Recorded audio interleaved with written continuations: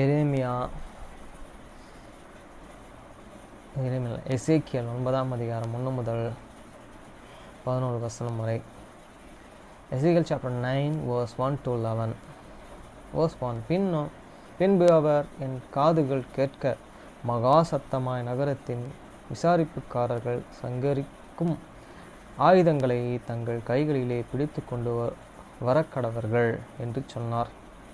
He carried that also in the many years with a loud voice, saying, curse them that have the charge over the city to the true near, even every man with this and destroying weapon in his hands. வசனம் 2. அப்பொழுது இதோ 6 புருஷரும் வெட்கிற ஆயுதங்களையும் தங்கள் கைகளிலே பிடித்து கொண்டு வடக்கே பார்த்த உயர்ந்த வாசலின் வழியே வந்தார்கள். அவர்களின் சணல் நூலும் அங்கி தெரித்த என் அறைகளின் கண்ணுடைய மைக்குட்டை வைத்திருக்கிற ஒருவன் இருந்தான். அவர்கள் உள்ளே பிரவேசித்து வெண்கல பலிபீட அண்டையிலே நின்றார்கள்.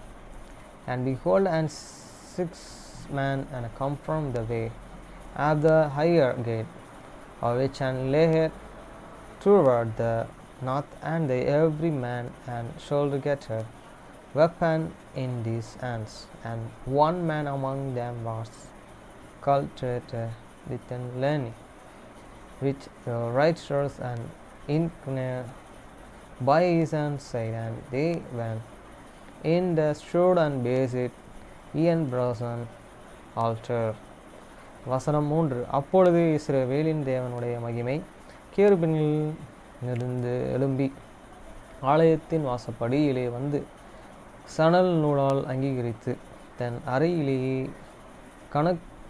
கண்ணுடைய மைக்கூட்டை வைத்திருக்கிறது புருஷனை கூப்பிட்டு, and the glory of this God of Israel was gone near from the cherub whereupon he was chewed the threshold of those, and he called unto the man and platter with an learning, which and had on the waters in here and by his and said.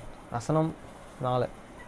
கர்த்தர் அவனை நோக்கி, நீ எருசலேம் நகரம் எங்கு உருவ போய் அதற்குள்ளே செய்யப்படுகிற சகல அருவருப்புகளின் நிமித்தமும் பெருமூச்சு விட்டுகிற மனுஷரின் நெருக்கங்களின் அடையாளம் போட்டு என்றார். And the Lord and said unto him, and go to God the midst of the city, to God the midst of the Jerusalem, and set the mark upon the foreheads of the man that and seer, and that cry for all the abominations that be and done in the midst and thereof. வசனம் 5. பின்பு அவர் என் காதுகள் கேட்க மற்றவர்களை நோக்கி, நீங்கள் இவன் பின்னாலே நகரமெங்கும் போய் விட்டுங்கள், உங்கள் கண் தப்பிவிடாமலும் நீங்கள் இறங்காமலும். And to the other side in the hearing, go he after him and to God the city, and smite, let not your eyes supernatural have the he pity. வசனம் 6. முதியோரையும் வாலிபரையும் கன்னிகைகளையும் குழந்தைகளையும் ஸ்திரீகளையும் சங்கரித்து கொன்று போடுங்கள்.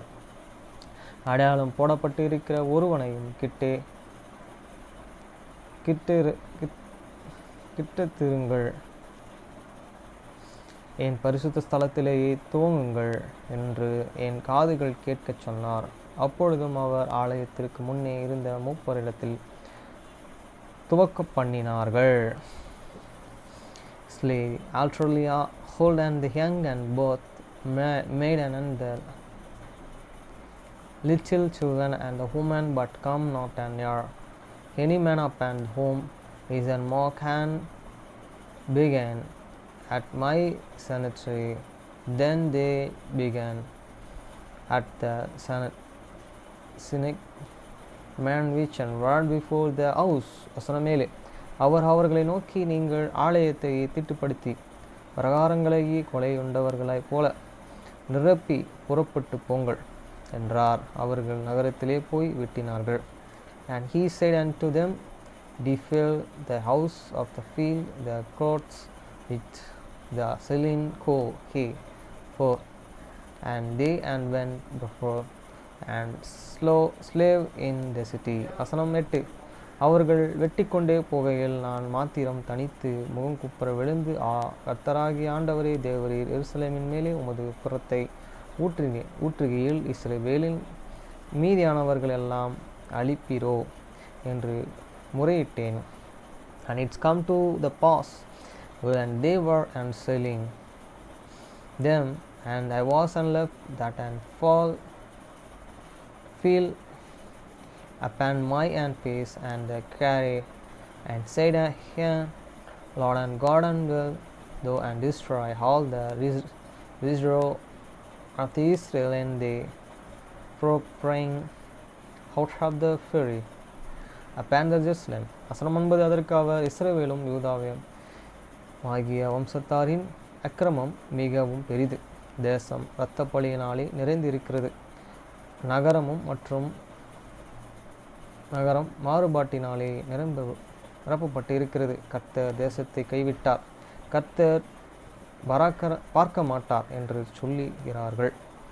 And said he unto me, The iniquity of the house of the Israel and Judah is the exceeding great, and the lands is an fall of the blood, and the city fall of the perverseness.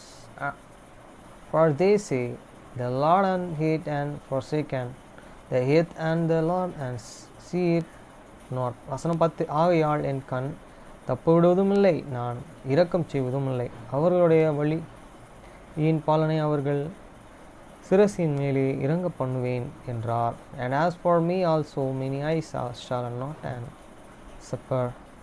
Nature will have the pity, but I will and recompense.